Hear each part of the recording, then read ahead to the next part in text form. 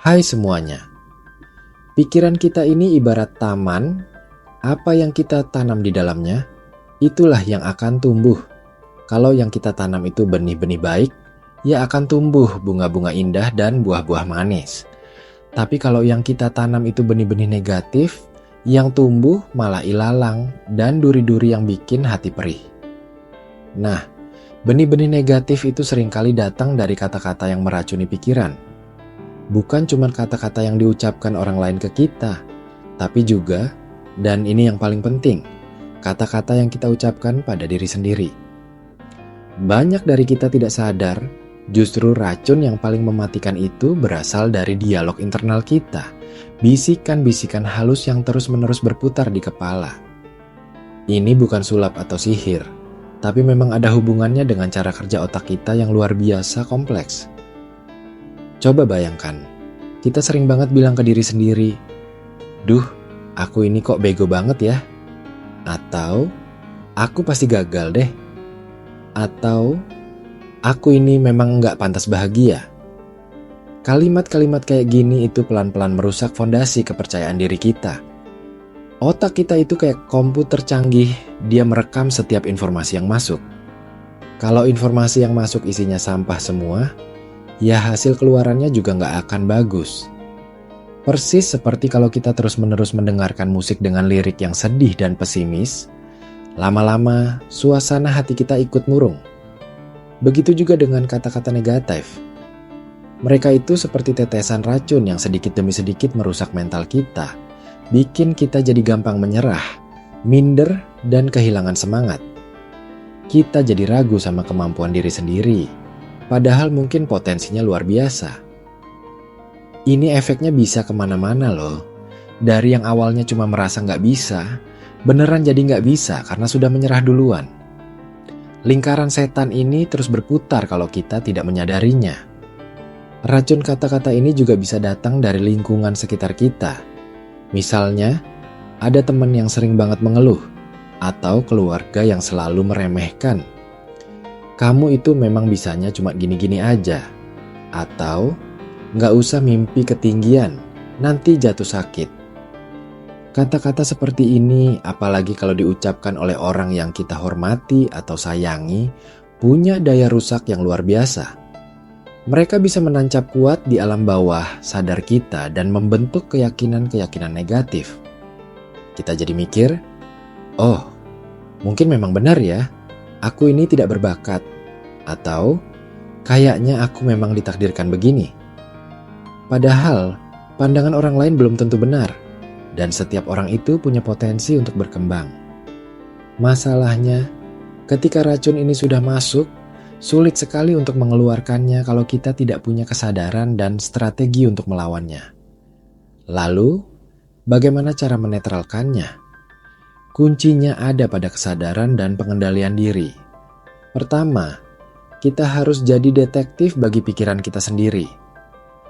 Mulai sekarang, coba perhatikan baik-baik kata-kata apa saja yang sering muncul di kepala kita.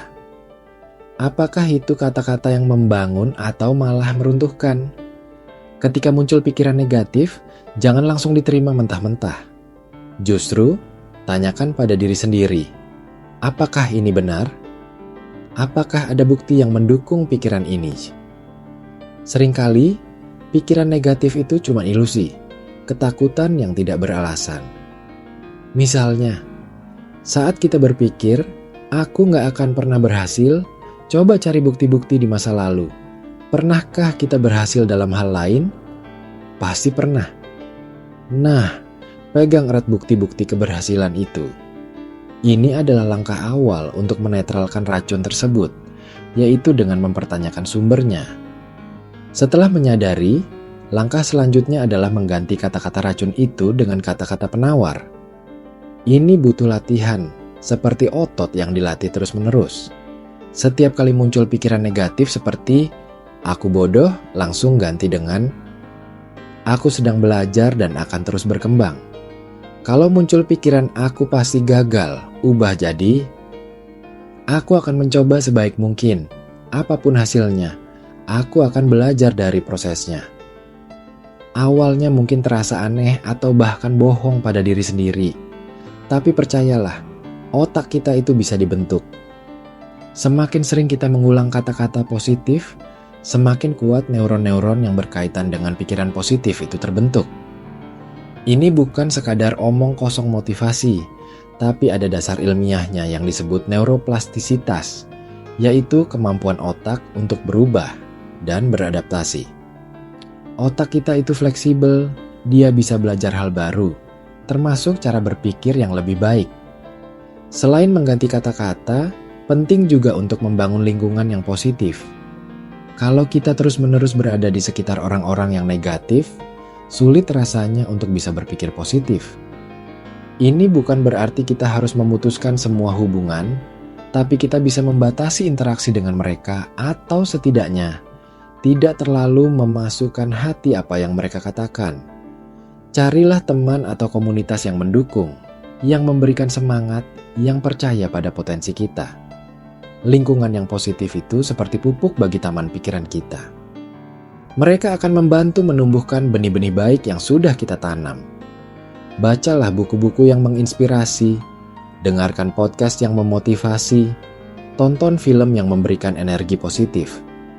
Semua ini adalah bagian dari nutrisi yang kita berikan pada otak kita. Melatih mindfulness atau kesadaran penuh juga sangat membantu dalam menetralkan racun kata-kata. Mindfulness itu artinya kita hadir sepenuhnya di momen sekarang, tanpa menghakimi. Ketika kita sadar penuh, kita bisa melihat pikiran-pikiran negatif itu datang dan pergi, tanpa harus ikut terseret di dalamnya.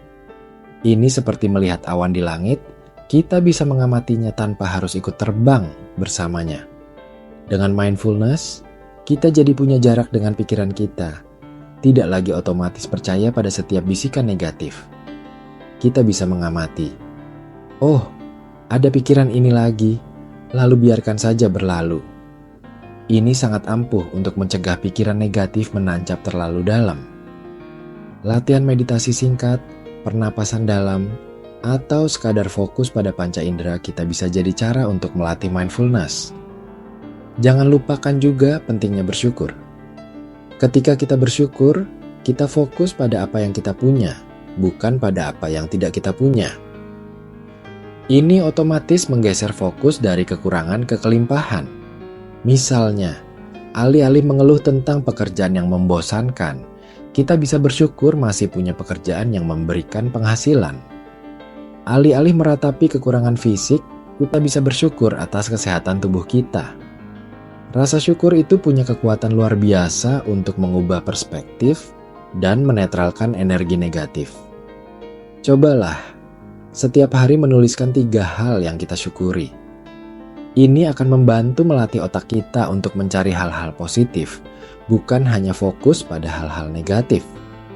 Terakhir, pahami bahwa proses ini tidak instan.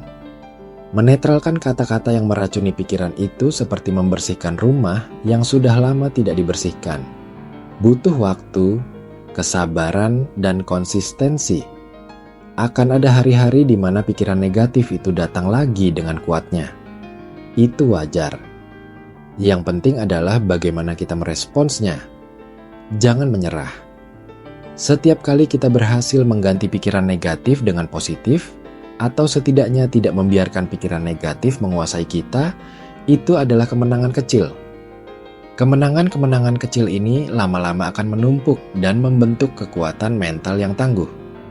Kita jadi lebih resilient, lebih optimis, dan lebih percaya pada diri sendiri. Ingat, taman pikiran kita itu adalah tanggung jawab kita. Kita yang memutuskan benih apa yang akan kita tanam, dan kita juga yang harus rajin menyiram benih-benih kebaikan agar tumbuh subur dan menghasilkan buah-buah kebahagiaan. Mulailah dari sekarang, karena tidak ada kata terlambat untuk membersihkan taman pikiran kita dari racun kata-kata yang selama ini menghambat kita untuk berkembang dan bahagia.